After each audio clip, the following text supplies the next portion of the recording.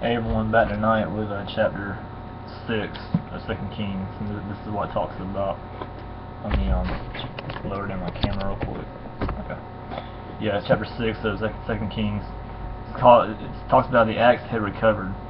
Now the sons of the prophet said to Elisha, "See, the place where we dwell under your charge is too small for us. Let's go to the Jordan, and each of us get there a log, and let's make a place for us to dwell there." And he answered, "Go." Then one of them said, "Be pleased to go with your servants." And he answered, "I will go." So he went with them, and when they came to the Jordan, they cut down trees. But as one was failing or falling, a log, his axe head fell into the water, and he cried out, "Alas, my master, it was borrowed." Then the man of God said, "Where did it fall?" When he showed him the place, he cut off a stick and threw it in there, and made the iron float. And he said, "Take it up." So he reached out his hand and took it up. Horses and chariots of fire. Once when the king of Syria was whoring, or basically he was at war against Israel, he took counsel with his servants, saying, "At such and such a place shall be my camp." But the man of God sent word to the king of Israel, "Beware that you do not pass this place, for the Syrians are going down there." And the king of Israel sent to the place about which the man of God told him. Thus he used to warn him, so that he saved himself there more than once or twice.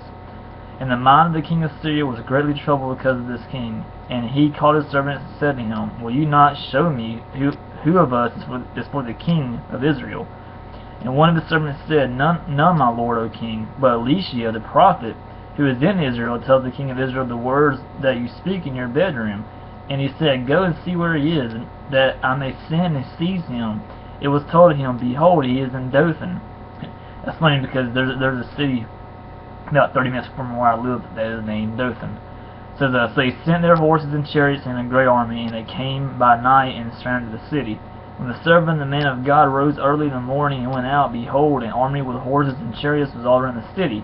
And the servant said, "Alas, my master, what shall we do?" And he said, "Do not be afraid, for those who are with us are more than those who are with them."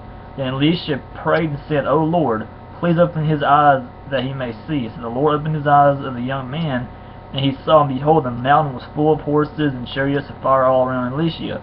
And when the Syrians came down against him, Elisha prayed to the Lord and said, Please strike this people with blindness."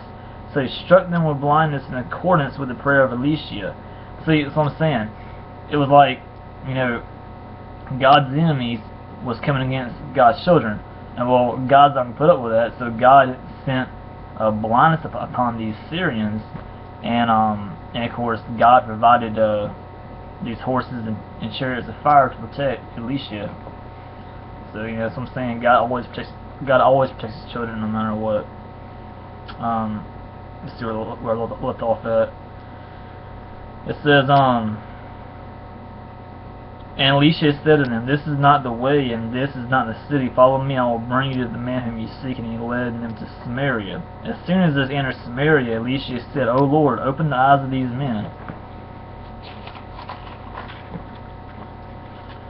that they may see." So the Lord opened their eyes, and they saw, and behold, they were in the midst of Samaria. As soon as the king of Israel saw them, he said to Elisha, "My father, shall I strike them down? Shall I strike them down?" He answered, You shall not strike them down. Would you strike down those whom you have taken captive with your sword and with your bow? Set bread and water before them, that they may eat and drink and go to their master. So he prepared for them a great feast, and when they had eaten and drunk, he sent them away, and they went to their master. And the Syrians did not come again on raids to the land of Israel. So it's kind of like, God, try to say this the right way. God pretty much, I don't know how to say this without, let me see. God pretty much showed, the Syrians who's in control pretty much. That, of course, who's God. And Syria was afraid of Israel, all the time then, because they knew that Israel served the one true God. And that's when Syria fled in fear. So there you go. Ben-hadad siege of Samaria. Afterward, Ben-hadad, king of Syria, mustered his entire army and went up and besieged Samaria. And there was a great famine in Samaria as they besieged it, until a donkey's head was sold for 80 shekels of silver, and the fourth part of a cab of dove's dung, or poop of course, for 5 shekels of silver.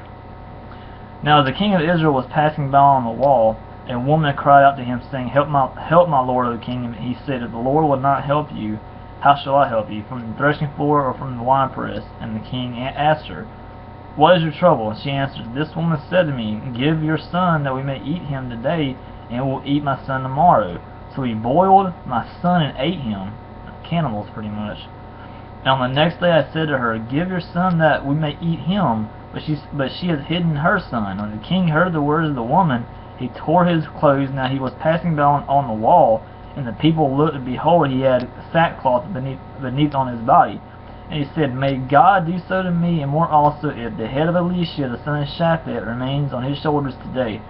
Elisha was sitting in his house, and the elders were sitting with him. Now the king had dispatched a man from his presence, but before the messenger arrived, Elisha said to the elders, do you see how this murderer has sent to take off my head? Look, when the messenger comes, shut the door and hold the door fast fast against him.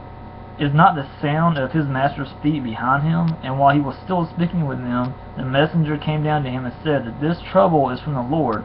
Why should I wait for the Lord any longer? So chapter 6 is about the axe heads recovered. Of course, in the Jordan River, they were doing some work there, and axe head just decided to fall from the stick, and they got it out of the water.